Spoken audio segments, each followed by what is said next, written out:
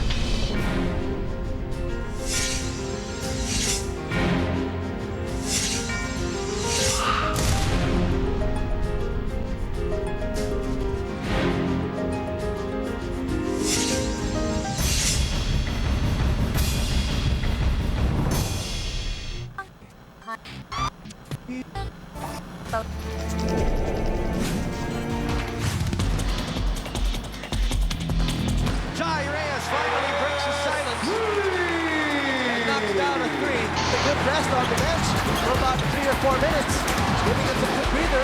Paulie, oh, great steal by Ryan Buenafe. He looks to his left and he sets up Raba Al Husseini. And that was not an easy shot for Raba. It's hard to play UE, mainly because they're a rhythm team, and in fairness to their coach, he gives his players a lot of confidence. There's a big-time shooting display that Jai Reyes put on today. Those were clutch three-pointers he was able to hit for us, and sometimes it takes one guy to get it done. And Jai was able to knock down those shots tonight to really break the zone and to give us a better chance of winning the game.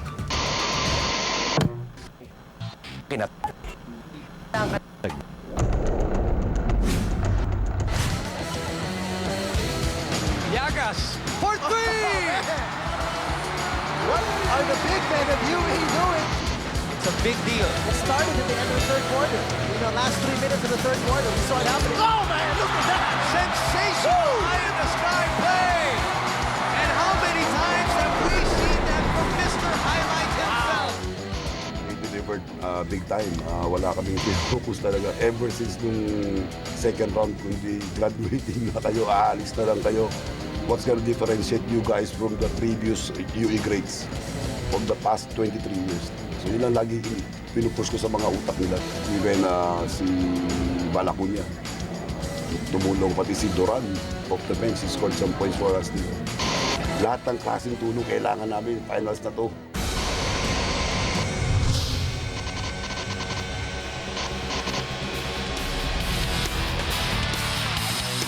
In the battle of bulk versus bravado, we are tied 1-1.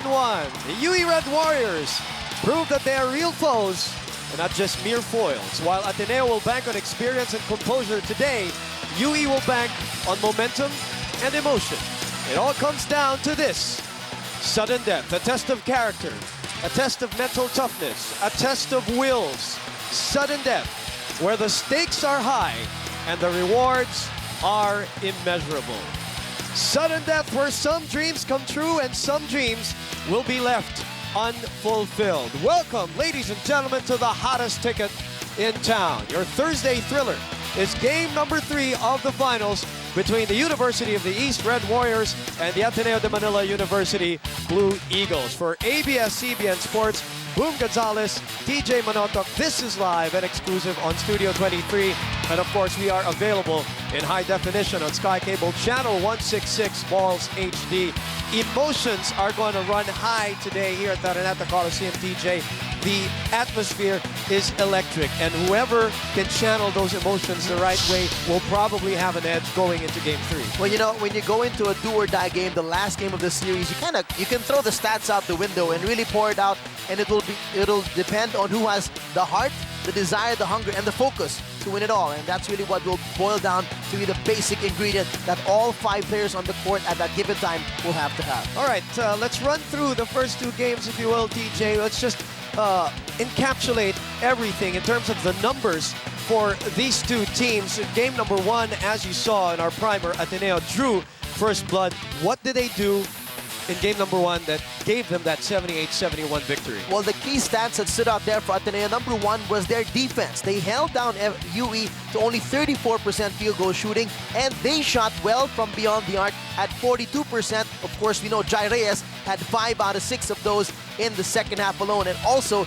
they beat UE on the boards 50-42. An 8 rebounding edge was huge for Ateneo in game number 1. And that's why they drew first blood, as we mentioned, 78-71 in that game.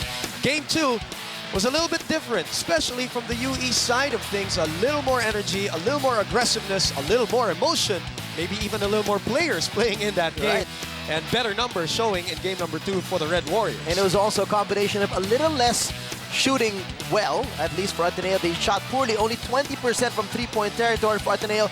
UE, though, totally demolished the defensive efforts of Ateneo, shooting 52% from the field, 47% from beyond the arc. And they, on the other hand, flipped the tables in the rebounding category, and they won the boards also by an 8 rebound edge, 41-33. So that's one consistent thing we've seen in games 1 and 2. Yeah. The team that has won the boards has won the game. One trend that we can one look trend. at. All right, let's go now to the series averages between these 2 teams when you combine game number 1 and game number 2 in our Corneto comparative stats. Selecta Corneto, tip to top, sarap. But what you can really see here is that UE has won their game and has played well, not really by defense. You know, they're still defying basketball logic by playing amazing offense. And Ateneo did prove in game number 1 that defense wins that ball game.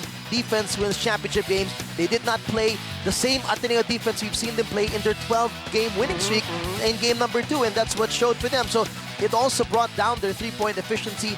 The average went down to 28.3. Rebounding, though, awesome. Look at that, 41.5. Tablang tabla. Because there was an 8 rebounding edge for the respective teams. So one thing that you really look at and you really admire for UE is that they're only turning the ball over 11 times a ball game in those 2 huge championship games. 7 in game number 1 where they lost. You know, we talked about emotions being high in game number 3. Sudden death, winner take all. A lot of graduating students also will play their last game today, and emotions will run through their system regardless of whether they end up with a win or a loss.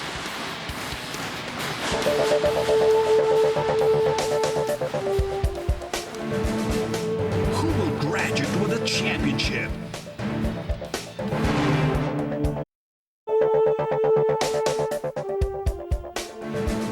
Can first time be the charm?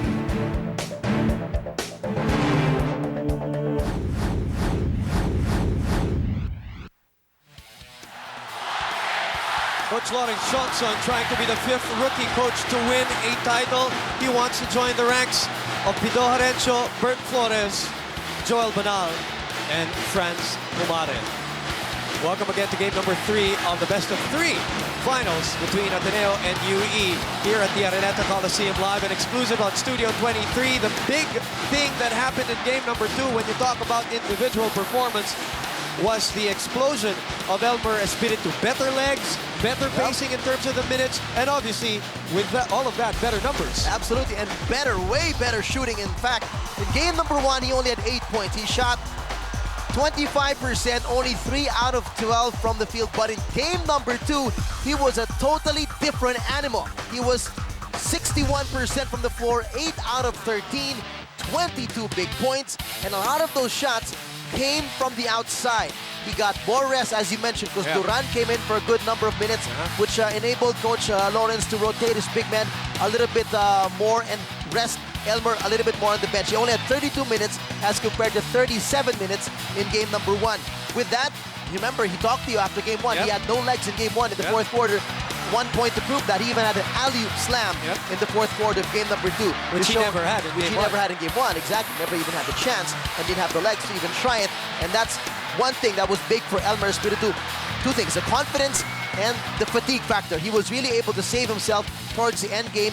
And look at those shots, 80%, 4 out of 5 from 3-point territory. I don't know what he ate for that game, but he was shooting like it was Paul Lee against FPU. Everything he took, just went in. And they were not easy shots, mind you. They were in the face of some defenders. Some of them he had to pick them off.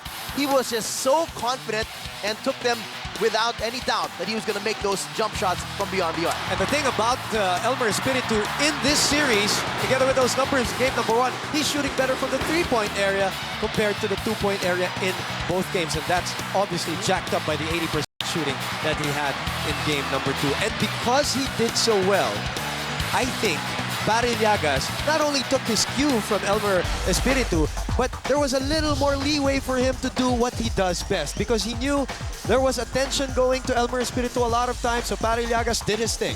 Nahawa din. I mean, that confidence really can flow within the whole team, especially if you're doing very, very well. I mean, we saw that happen with against FPU when UE was rolling against them and everyone is just shooting the lights out, and it was very contagious for Barry Llagas. He took the cue, as you said, from Elmer Espiritu and also shot great from the field in the game 1. Okay lang, 13 points and 60%. That was a great shooting percentage. But you know, this guy really picks his shots. That's why he shoots well from the field. He doesn't force his shots. He doesn't force situations. If he knows he has to kick it out or put it out, he does so. But in game number 2, out of the 11 shots, he made 8 of them. And some of them were even long fadeaways in the face of Rabah Al-Husseini. So what key is that for Barry Llagas to be active offensively? He challenges Rabah defensively. You tire the guy out. Maybe you don't get him into foul trouble as much because you don't take it strong inside in the post. He took a couple of shots, as you can see from his shot chart, outside the paint. A lot of them, of course, also were follow-ups or drop passes from Paul Lee and from Val Acuña, and that also helps the big guys score easily under the paint. But really very crucial for UE, for Llagas and even Espiritu to challenge the defense of the big guys of Ateneo. Not only na nahawa si Barry Llagas, TJ, I believe na dahil nagkaroon ng katulong eh. You know, there was attention divided now between Elmer because of the explosion of Elmer in game number 2. So Barry Llagas had less defenders on him, unlike in game number 1 where all of the attention was on him because Elmer was struggling so bad. Now, speaking of struggles, well, this has been well documented, not only in the finals. Let's talk about the Ateneo side of things. We're talking about Eric Salamat. He has struggled in this finals. He struggled in the 2008 finals. He struggled in his rookie year against UST in the 2006 finals, averaging only 1.3. Coming into this year's finals, and in 2 games, he has only come up with 8 points in total, 4 and 4. It's really still a mystery that is so difficult to solve because you can't say that he's not used to this atmosphere. You can't say he's not used to big games. You can't say he's not used to being on a championship team because he's been there, done that. But if you look at the numbers, strangely, he has never been a factor in a championship series. Looking back at this year, 2009 UAP Season 72, eliminations and Final Four, averaging almost 12 points a ball game, shooting a very good 42.2% from the field. Not bad from three-point territory, 27.1%, and leading the league in steals at 2.2 a ball game. But in the finals, he scored 2 points in game 1, 6 points in game 2. That gives him an average of only 4 points a ball game. But more than that, it's the efficiency of Eric Salamat. Only 3 out of 13, as you can see in the shot chart there. Hindi mali ang shot chart yan, this is game 1 first. Okay, game 1 he only had 1 field goal, 1 out of 5 in game number 1, and it really looks odd for him to miss so many shots, and for game 1, in fact, to take very few shots. Exactly. He only took the 5 attempts, shots. No? The attempts. In game number 2, he took a little bit more attempts. He took 8 attempts, but he only hit 2 of those, and they were one from none of them were from beyond the arc. They were both from inside. One inside the foot of the three-point line, and one in the paint. And Eric Salamat's effectivity is really felt. You know, the absence of his firepower, the absence of his leadership. I mean, when you were coming into this season, everybody's wondering who's going to be the leader for Ateneo without Chris Chu, and it was a no-brainer really to point to Eric Salamat and possibly even Nonoy Baclao. And he's shown that in big games that they've won. But in the finals, when they needed him most, when they needed the spark plug that he normally is, he hasn't been there to provide it. You saw the number 0 out of 5 from beyond the arc, and even the steals. So in other words, even his defense has been affected, and probably a little bit of his focus in game number 2 and game number 1. Now, Jai Reyes also, we want to focus on him. I mentioned the fact that in the first round, he shot 22%. Second round, he jacked it up to 39%, better than 39%. Final four, 50%. Game number one, 83% from beyond the arc. And then in game number two, he struggles with 27%. Partly maybe because he struggled, partly because the defense was just really in his face in game number two, TJ. Well, you see it right there. Phenomenal shooting in game number one. Coach Jarman Black himself said that was some big-time shooting from Jai Reyes in crunch time. 5 3-pointers in the second half alone. Game number two, 11 points, but more than that, only 27%. What a big dip from the 83% down to 27%. He took a lot more shots, actually. He really tried to get his groove going, but he just couldn't get the same rhythm that he had in game number one. And Jai Reyes, as you mentioned, probably also more of the defensive effort was focused on him. Mas na-check na siya. The zone defense of Coach Lawrence Chongson, I think, was more effective in game number two. They really gave him a difficult time to get the easy looks like he got in game number one. In game number one, they would run a pick and roll, and all of a sudden, Jai Reyes would find himself wide open. And he did not get those wide open looks as it was in game number one compared to game number two. Jai Reyes and the rest of Ateneo hoping to go for back-to-back, a feat that they accomplished back in 1988. The question is, can they do it again?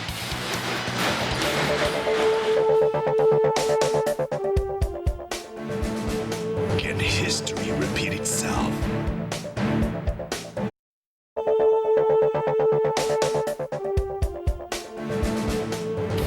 Will they bring home the 20th crown?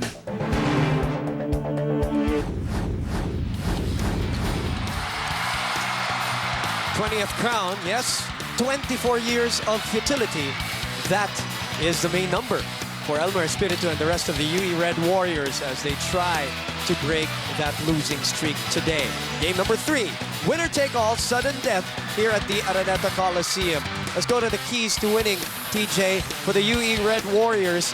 What worked for them defensively in game number two was really that aggressive zone from the get-go. Exactly, and even Coach Lawrence Chongson, after the game, he said himself, he was pleasantly surprised at how much more effective the zone defense was for him as compared to playing a man-to-man D. But let's look at the battle plan that I've looked at the stats and seen what can work for UE. First, tight zone, but being ready to extend.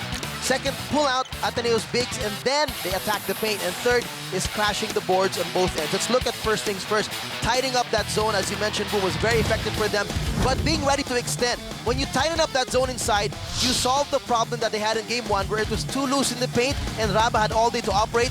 The center cannot be lazy. It's got to be there and tighten up. The weak side also has to collapse and then be ready to rotate on the shooters. So it's a tight zone, but the wings have to be ready to move around and challenge those three-point shooters of Ateneo.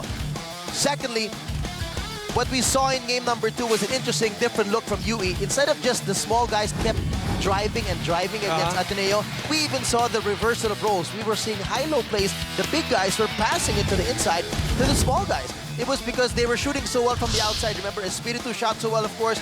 Llagas also shot so well. So when you pull the bigs out, it's easier for the small guys to drive in, especially if one guy is out, there's only one more big to beat in the paint.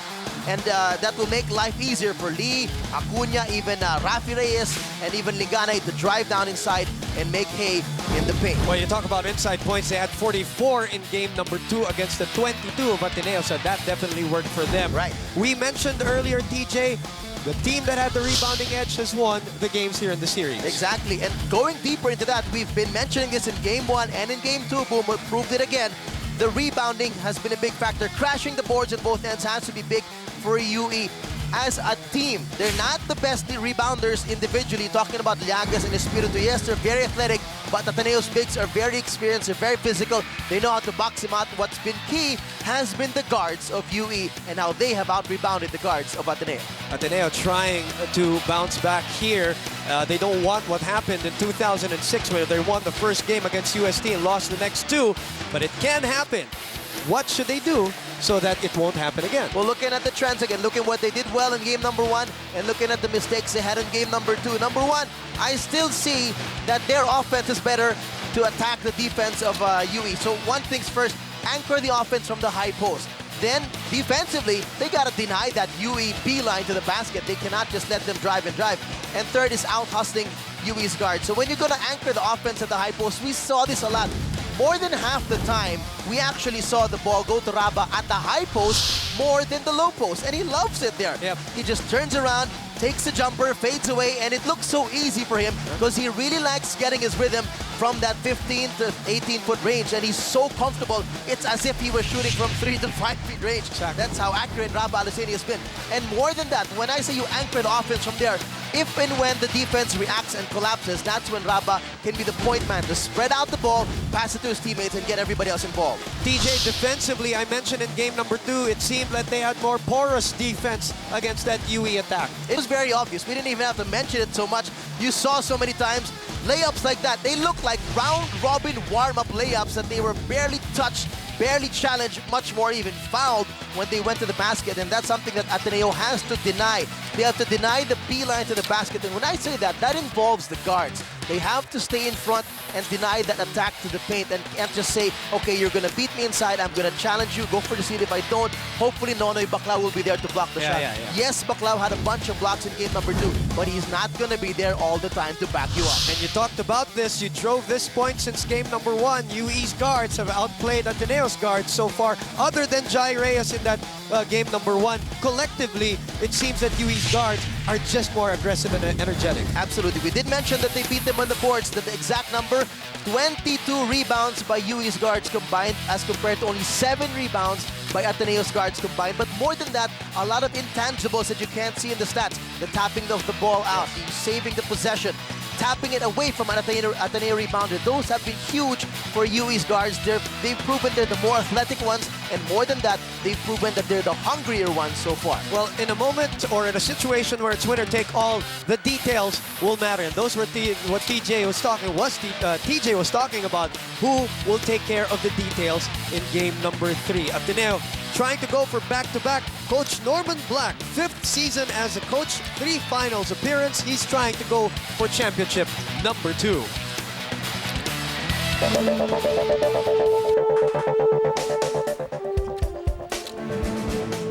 Can they go back to black?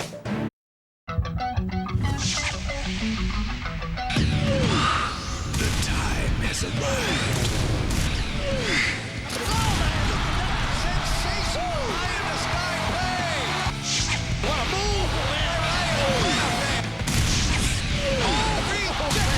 No more streaks. Acuna, fly-by move, twirl, spin cycle move, gets it up and in. Salamat, up, over, Elmer Espiritu. No more excuses. Magnifico Salva. Yagas, for 3. No more tomorrow.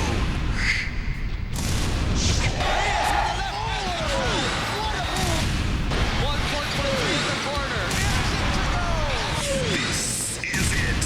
Lau running the floor. Easy, saying goodbye to those 2 points. Liganay, bang in the bucket.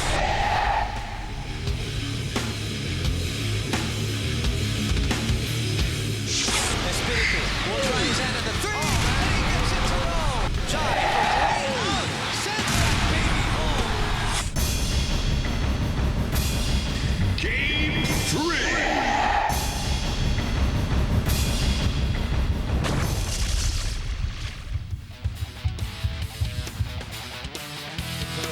This UAAP Championship game is now seen live on Studio 23, the Filipino channel, with replay on Ball Sky Cable Channel 34, and for the first time ever, in high definition on Sky Cable Channel 166. This is it, folks, as we greet you a pleasant afternoon from the Big Dome, the Araneta Coliseum, for the culmination of the best-of-3 series in your Season 72 UAAP The Finals. First, starting for the quintet, gunning for their first senior crown since 1985, here's the UE Red Warriors. At guard number 10, playing his last UAAP game today, Rudy Liganay. Guard number Rafi Reyes.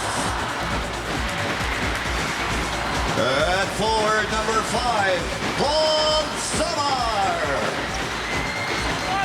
Also at forward, playing his last UAAP game today, number 21, Val Acuna. And manning the post, also playing his last UAAP game at center, number 9, the high-flying Elmer Espiritu. The head coach of the Red Warriors, rookie coach Lawrence Johnson. And now, celebrating its sexagennial 150th year on December 10 of this year. Here's the starting 5 for the reigning, defending UAAP champions, the Ateneo de Manila Blue Eagles. Playing his last UAAP game today at power forward, number 7, Nonoy Baclao. Forward number 12, Kurt Long. The man in the middle, playing his last UAAP game today, last year's MVP, number 19. It is electric, it is crazy. Chills and goosebumps, there's just nothing like the UAAP experience. The hottest ticket in town, folks. Sudden death, and here are the starters for both UE and Ateneo. And a lot of them, as we mentioned earlier, this is going to be emotional as soon as they park their cars into the Araneta Coliseum. It will be their last time to play the game as a player for their respective schools. Well, looking at the starting 5s that both coaches shows, no surprises for Coach Norman Black. A bit of a surprise again from Coach Lawrence Chongson, but then again, we can call him Lawrence Surprise Me Chongson. That's been his middle name, and he's going with a small lineup again to start this game. And this time around, not starting with Paul Lee, but going with 3 small Spitfire guards, Lingana Reyes and Paul Samar. And here we go. Game number 3. Winner take all, and first possession going to UE. Lingana steps back, way off the mark for his first attempt of the ball game. Will be Rafi Reyes and Jai. Lingana on Kirk. Raba for that familiar hook, and that's pretty much automatic. UE there starting their first defensive set with a man-to-man rather than going to their 2-3 zone. 2-0, the defending champions. Their juniors team winning the championship earlier. They went back-to-back. Can they duplicate the feat? Samar from the corner gets it to go. Paul Samar averaging 50% from beyond the arc here in the finals. A bang in the bucket for Kurt Long. Second play in a row for UE to have some confusion in their matchups. Earlier, you also saw a UE guard, I'm not sure who it was, forget his man. That was Kirk Long again, as you see this first triple from Paul Samar. Alaksan FR 3-point shot, body paint kahit saan nagatalab ang Alaksan FR from Paul Samar. And this time around, Kirk Long, without any hesitation, taking advantage of the fact that he was left all alone to bring the ball from coast to coast. Let's look at that again, a strong power move. PS Bank, simple lang, maaasahan. We'll check that in a bit. In the meantime, Kirk Long, short on the 3-point play opportunity. It's 4-3. A minute gone by here in game number 3. Elmer driving, finishing. What a move. And that's similar to what I was mentioning. Pull the big men of Ateneo out because you can operate easier inside. Raba sealing Espiritu underneath. Forget about it. Look at how hard Raba Aluseng is working even before he gets that ball. Digging deep, positioning himself way deep inside, sealing off and giving his guards an easy target to hit with that post entry pass. Right away, 4 lead changes as Lingana gets it to go for a 3-point shot. Stepping back and giving them a 2-point lead. Long, the spin cycle move. Nothing there. Raba getting the foul, and will go to the line for 2 freebies. Let's go to Jessica Mendoza for her report from Ateneo. Jen? Boom, if you ask Coach Norman Black why the Blue Eagles lost last Sunday, he'd tell you the same thing he told me, that he's not in the mood for negativity today. He'd also say that today they will make up for their lackluster performance last Sunday, first by putting up an intense and energetic defense and pressuring the Red Warriors hard so that they are forced to do things they don't want to do.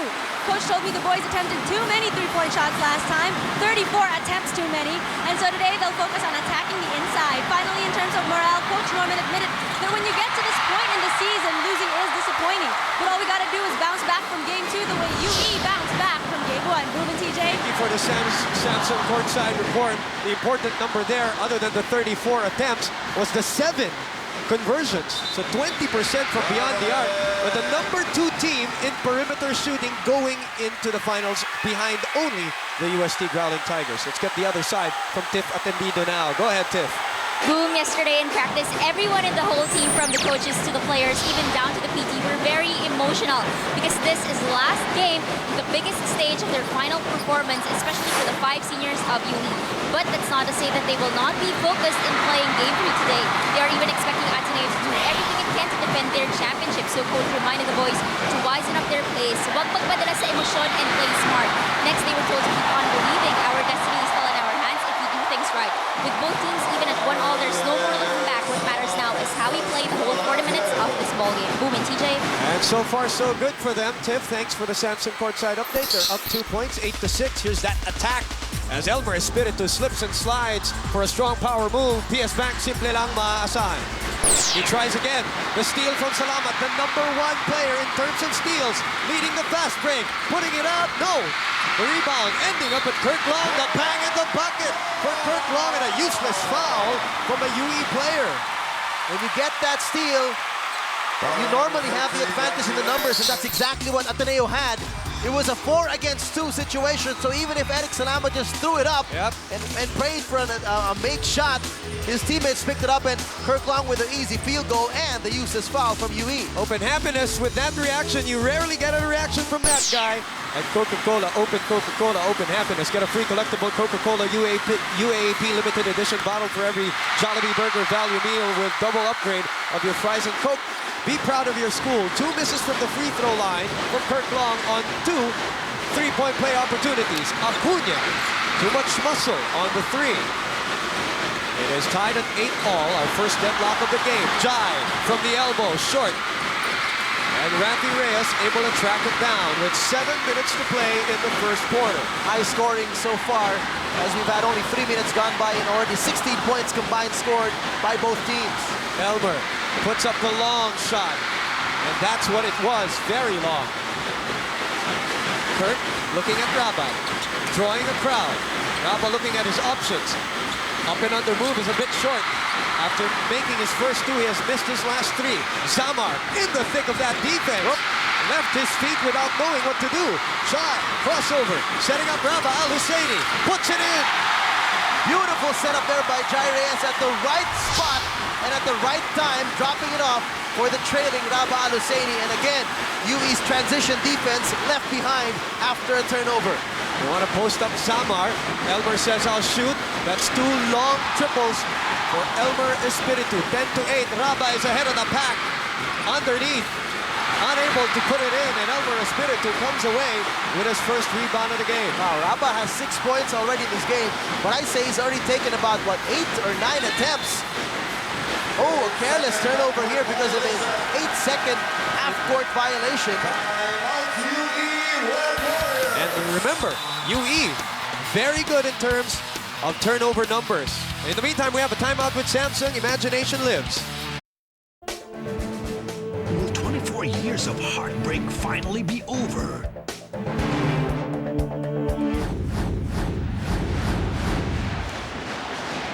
Last game of the UAAP season. Coach Lawrence Johnson trying to join the ranks of Coach Joel Banal, Franz Pumaret, Bert Flores, and Pido Arencio, the coaches who've been able to win a title in their maiden season. We are at 10-8. TJ, 4 turnovers already for the UE Red Warriors as Eric Salamat, we haven't seen him salute the crowd in the last 2 games. And a penetration for him, so that's 4 turnovers, 6 turnover points. And an aggressive move to start for Eric Salamat.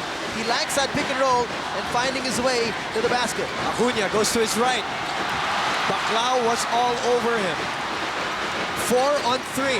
Baclao running, finishing.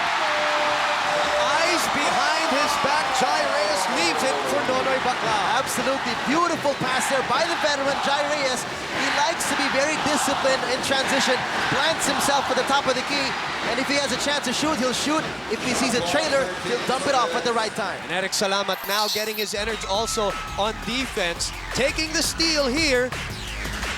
And then Jai Reyes taking it away. Couple of clear position stops. Clear men, no dandruff, just cool hair. 6 fast break points for Ateneo, none for UE so far. And it's 14-8 in favor of the defending champions. Ghana. Samar.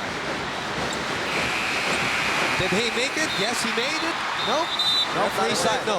Referee Spinetta, Balyacer, and Marabe here. Let's look at a Powerade Hyper Play of the quarter. Powerade Sports Drink. Drink up, power up. Sports is what you make it. That is the 6th fast break point for Ateneo. Now Paul Lee comes in for Happy Reyes. And I'd say that was the 3rd time around that UE's big men were beaten down court by Ateneo's bigs.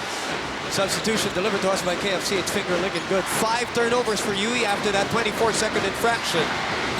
Graba. Ball almost taken away.